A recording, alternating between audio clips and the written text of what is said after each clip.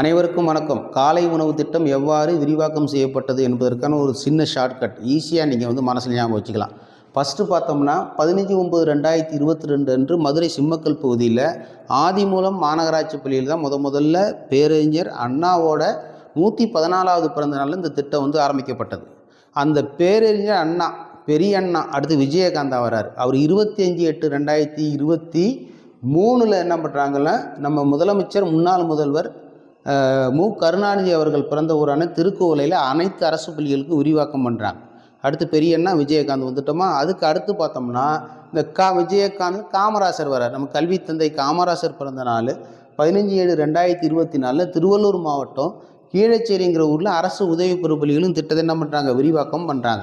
அதுக்கு அடுத்து ஈஸியாக ஞாபகம் அப்படின்னா பெண்கள் சமத்துவ தினம் 26/8/2025 மயிலாப்பூர் புனித சூசையப்பர் பள்ளியில் நகர்ப்புற பள்ளிகளுக்கும் என்ன பண்ணுறாங்க, விரிவாக்கம். எப்படி ஈஸியாக ஞாபகம் வச்சுக்கலாம், 2022, 2023, 2024, 2025 ஒவ்வொரு வருஷத்துக்கும் ஒவ்வொரு திட்டம். இந்த திட்டமானது விரிவாக்கம் செய்யப்பட்டுக்கிட்டே வருது. இதே மாதிரி நிறைய வீடியோஸ் உங்களுக்கு வரும்.